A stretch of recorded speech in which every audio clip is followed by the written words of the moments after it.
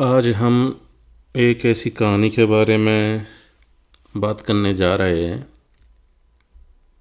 जिसने कि भारत के इतिहास को ही बदल के रख दिया था। बौद्ध धर्म। बौद्ध धर्म में की स्थापना किसने की थी? गौतम बुद्ध ने की थी।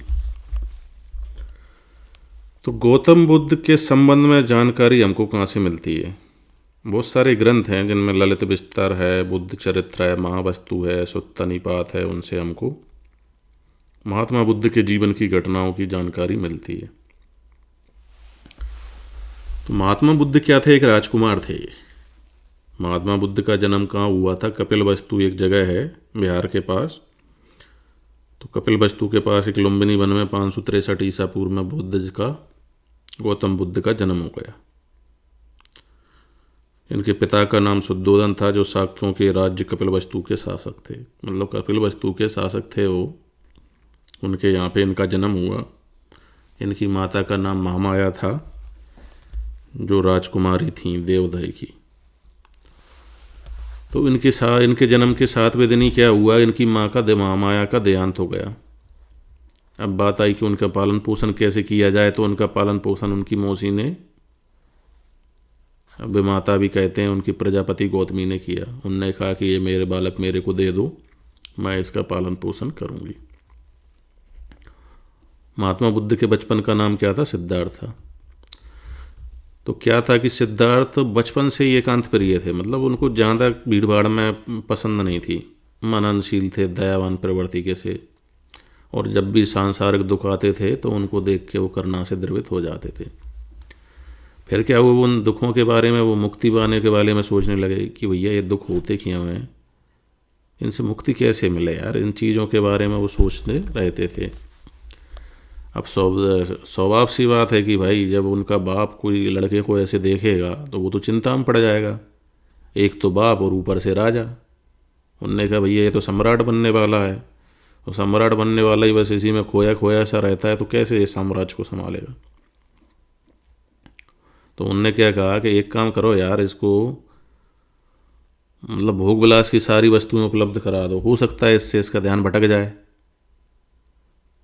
तो इसलिए उन्होंने भोग विलास की सारी वस्तुएं सिद्धार्थ के चारों ओर एकत्र कर दी। परंतु फिर भी सिद्धार्थ का मन नहीं लगता था। यार मन तो मन है, अब हर किसी का थोड़ी ना लग पाएगा। आप कुछ भी कर दो, जब लगना है जब लगना है, नहीं लगना है तो नहीं लगना है। तो सिद्धार्थ का मन इन सांसारिक भोग विलास की ओर कभी आकर्षित नहीं हो सका। सांसारिक सुखों के प्रति वो उदासीन हो गए। इसलिए फिर उनके पापा ने, पिताश्री ने सोचा कि भाई ये भोग विलास में तो आ नहीं रहा है, तो एक काम करते हैं कि इसको उठा के शादी कर देते हैं, तो उससे हो सकता है इसका शायद मन लग जाए। तो इनके पिता ने 16 वर्ष की अल्पायु में इनका विवाह एक रामग्राम है वहीं के आसपास के कोलिय गणराज की एक राजकुमारी थी यशोधरा, उससे कर दिया। और विवाह के कुछ वर्ष पश्चात ही पुत्र रत्न की प्राप्ति हुई, जिसका नाम राहुल रख दिया गया। अब पुत्र जन्म के अनुसार अवसर पर जैसे ही अक्सर होता है कि सारे राज्य में खुशियां मनाई गई, भैया के राज्य का वारिस उत्पन्न हो गया। लेकिन सिद्धार्थ ने सुना ये समाचार तो उनको और टेंशन हुई। क्या है यार, ये लफड़ा साला एक और फंस गया। मैं तो सोच रहा था कुछ करूँगा। तो उन्होंने बोला कि ये आज मेरे बंधन की श्रृंखला में एक कड़ी और जुड़ गई।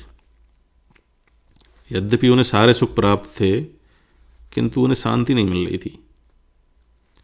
ऐसा कहा जाता है कि भैया उन्होंने 4 दृश्य देखे। वो अपने सारथी को लेके, वैसे तो उनके पापा क्या उनको बाहर निकलने नहीं देते थे, उनके पिताश्री। लेकिन एक बार क्या वो मन लगता नहीं था, तो उन्होंने सारथी से कहा कि चलो हम राज्य घूमना चाहते हैं। और वो निकल गए घूमने एक दिन। तो वो बाग में जा रहे थे, तो बाग को जाते समय एक वृद्ध व्यक्ति देखा। फिर दूसरे दिन उन्होंने एक रोगी व्यक्ति देख लिया, और तीसरे दिन एक मरा हुआ देख लिया सा मृत व्यक्ति, और चौथे दिन एक सन्यासी को देख लिया।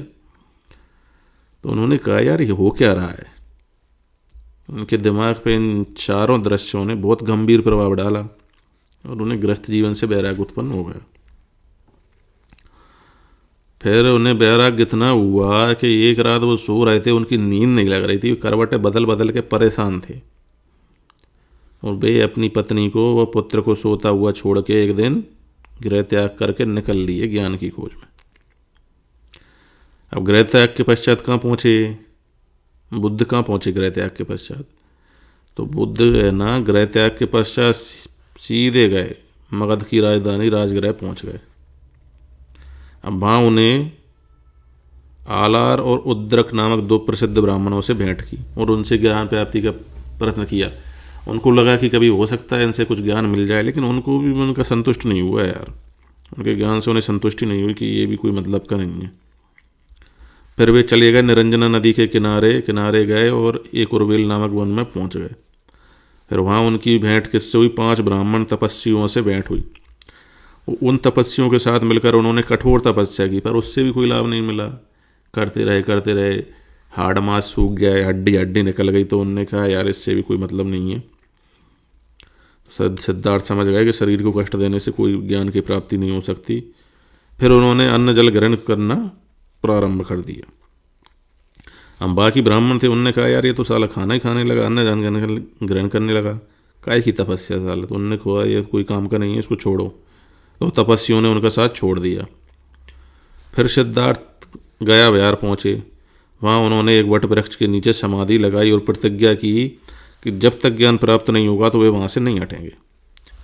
वे 7 दिन मतलब 7 दिन 7 रात लगातार दिन रात समाधि में रहे और 8वें दिन क्या हो गया? उन्हें वैशाख पूर्णिमा के दिन सच्चे ज्ञान की प्राप्ति हो गई।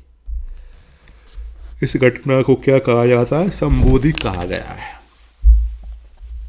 वट वृक्ष के नीचे उन्हें ज्ञान की प्राप्ति हुई थी। उस वट वृक्ष को बोधि वृक्ष, और उस जगह को गया को क्या कहा? बोध गया कहा जाने लगा। और इस घटना के उपरांत ही सिद्धार्थ को भी महात्मा बुद्ध कहा जाने लगा। ये थी कहानी महात्मा बुद्ध की, छोटी सी कहानी है। बाद में फिर इन्होंने ज्ञान प्राप्ति के पश्चात महात्मा बुद्ध ने सारनाथ है वहाँ पे बनारस के निकट, वहाँ पहुँच के सर्वप्रथम अपने उन 5 साथियों को बुलाया जो छोड़ गए थे। उनने कहा कि चलो सबसे पहले मैं इनको ही ज्ञान दूंगा। तो उन्होंने उन 5 साथियों को जिन्होंने पूर्व में उनका साथ छोड़ दिया था उनको उपदेश दिया, और ये लोग महात्मा बुद्ध के उपदेश से बहुत प्रभावित हुए और उनके शिष्य बन गए। इन शिष्यों को पंचवर्गीय कहा जाता है। अब महात्मा बुद्ध द्वारा इन शिष्यों को दिए गए उपदेशों की घटना को धर्म चक्र प्रवर्तन कहा गया है, और बहुत सारे राजाओं को भी दिए। तो ये कहानी थी